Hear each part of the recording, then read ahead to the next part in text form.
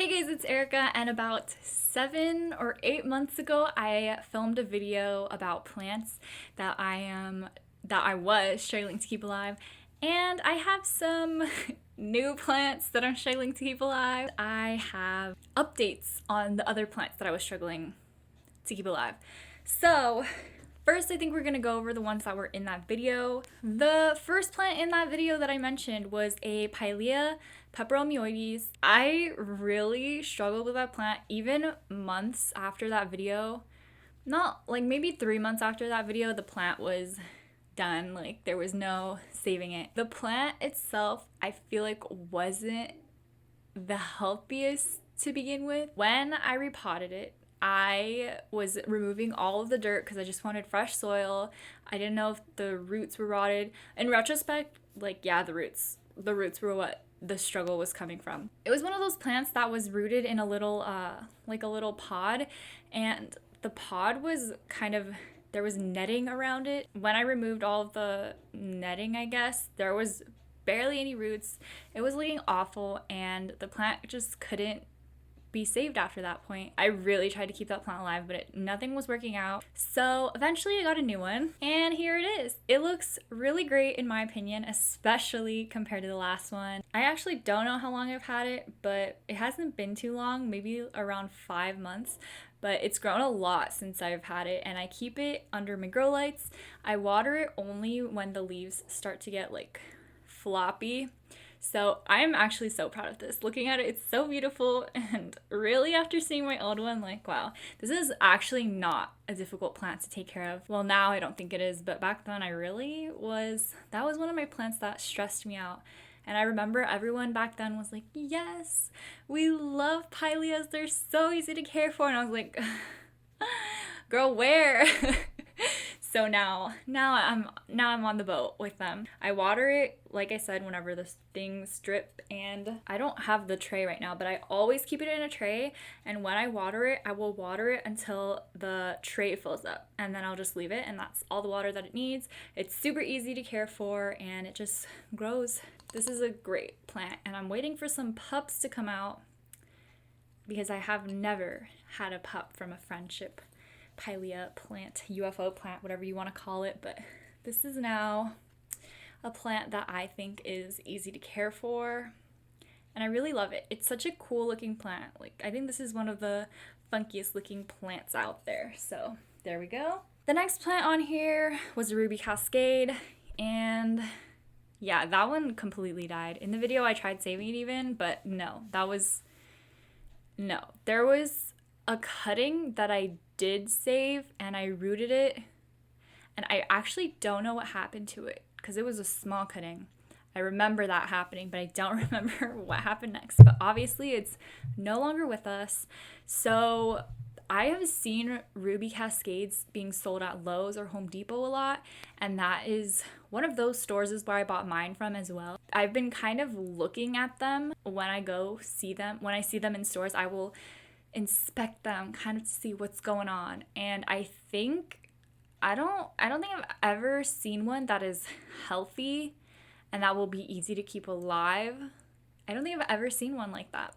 They're always deceptively good looking. Like there will be dead foliage under, like kind of if you have a string of hearts plant or a string of dolphins plant, any string of plants, and their foliage will look really good, but then you look at the base and you see that the base is rotted. So you know that the foliage isn't going to look good for long, it's going to die off. And I feel like that is how the ruby Cascades are in store. I feel like they look good because they have like a bunch of wrapping on top, but then when you look at the base of the plant, you can see that it's not very healthy at all. So I encourage you, if you want a ruby Cascade or you see one, really inspect it before you purchase it because they are really pretty plants. They look really beautiful. Ruby undercoloring of the leaves is really nice, but I don't think I'll ever purchase one again, honestly. Peperomias are one of the harder plants to care for, in my opinion. I think if you bought it when it was healthy, then it could potentially be easy to care for. Let me know if you have a ruby Cascade and how yours is doing, because I'm If you are keeping one alive, then I honestly, like, you're amazing. You're really amazing. That is on that plant. And the next one was a watermelon peperomia. I feel like I'm really good. That one in particular died. That was shown in that video, but I feel like I feature watermelon peperomia, or I talk about watermelon peperomia a lot in my videos, and I've gotten the hang of caring for them. They're not a struggle plant at all for me anymore, but they are one that I do have to keep my eye on. Like, it's not a plant that I can forget about. So yeah, they're not difficult to care for. They're just, you gotta keep your eye on them. And then the next one was a Peperomia obtusifolia, specifically this one. And if you notice in that video, it is about the same size as it is right now, which is not really great. Like, it has some new leaves, but for the amount of time that that's passed since that video, it should definitely be a lot bigger right now. It's alive, it's healthy, it's growing now. It just recently started growing again, like maybe 2 or 3 weeks ago, because my mom actually started taking care of it. So I think the issue for this plant more recently, my problem is that I didn't water it often enough, because for a while I was pretty nervous to water any peperomias because I just had a lot of trauma from trying to care for peperomias. So yeah, it's doing great now thanks to my mom. She is a Peperomia obtusifolia queen. Hers are gigantic and mine is still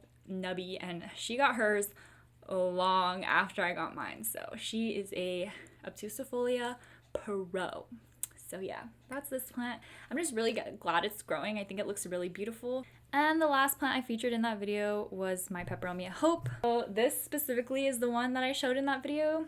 And this right here, this little nub is an offspring of the stems that were growing. I did get the hang of caring for this plant, but then I put it in a location that made me just forget about it completely. I also it was with my Prince of Orange, which the Prince of Orange is dead. So I think this is a lot like a sturdier plant to be able to have lived through that, because I completely forgot about them. And when I did remember, the Prince of Orange was dead, and this guy, the other 2 ones that were there before, completely dried up, but the little baby survived. So I'm gonna take care of him now. And I honestly dropped it. I didn't drop it, but I accidentally tipped the pot over when I was gathering my plants to film this video. So I'm gonna probably repot it, and I'm so sorry, little plant. But yeah, I'm not worried about watering this one. And I think I've gotten a lot better at caring for peperomias. So this was just a case of neglect. Now we're gonna get into the plants that I'm struggling with now. Calatheas are the new bane of my existence. Peperomias used to be the bane of my existence, and now it's Calatheas. So, well, I guess this is a Stromanthe. So this plant, if you've been following my channel, might look familiar to you because I bought it from the Home Depot website, and it looks very sad compared to how it looked when I originally unboxed it. This is the newest, this is the newest leaf it put out. And I feel like it might be the healthiest looking leaf on this plant. But other than that, this plant is just not looking the best, but it's definitely still alive. And that's what matters. So yeah, it's not looking the best. There's a dead leaf right here that I'm gonna need to cut off. And this whole section right here actually looks like it could be pulled out and that it's done, which I think, oh, this is another section like that. I think I know what I am doing wrong or what I need to improve on to make this plant look healthier and just be healthier, stop crisping up. And that is to give it more humidity. I think once I give it more humidity, it will be great, but for now, it looks like this. Yeah, it just needs more humidity. I'm almost 100% sure that's what it is. The next plant that I'm really struggling with is a Calathea ornata. This is a plant I also bought when I bought this plant. And I left on the yellowing leaves for you, And I'm not sure what it is about Calatheas, but this thing has already had spider mites.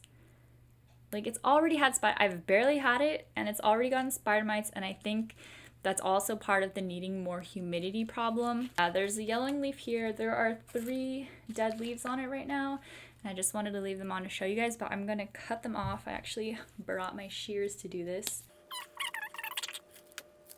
So, it looks a little bit better, right? Yay! And I also have this ornata, which was my original ornata that used to look really full and luscious when I bought it, and now it looks like this. But this plant did look a lot worse before. It only had 1 leaf during March, and now it has these 3 new ones. I don't know if you can see, there's one coming out right here. So I'm actually so proud of this plant. And the reason that I think that this one is doing a lot better than this one is because these are all completely, like, this is like a brand new plant from when I first got it.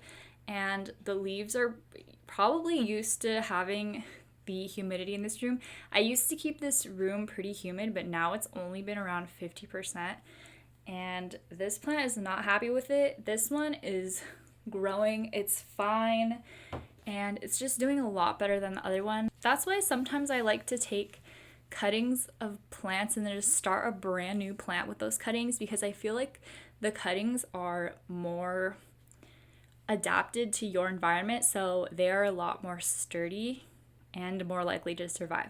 That's what my opinion is from what I've seen with my plants. I almost forgot to mention too, I recently just declared my Calathea White Fusion dead like 3 days ago. So that's another Calathea that has really struggled in my presence. But you know what? You kind of learn about the plants that you kill. And it's really sad that it costed their life for you to gain that knowledge, but like there were struggling peperomias. And now I feel like I'm pretty confident in caring for peperomias. So maybe one day I'll be really confident in caring for Calathea. I feel like for Calathea, like, you know what they need, but it's just kind of difficult to provide for them if you're not living in the right conditions. So I think that's the struggle with Calathea and Stromanthes, and not really Marantas. I feel like Marantas are a lot more forgiving than Calatheas. That is it for today's video. If you guys have any plants that you're struggling with, let me know what they are in the comments down below. Or if you recently killed a plant like my little white fusion, RIP to that one. Thank you so much for watching, and I will see you in the next one. Bye!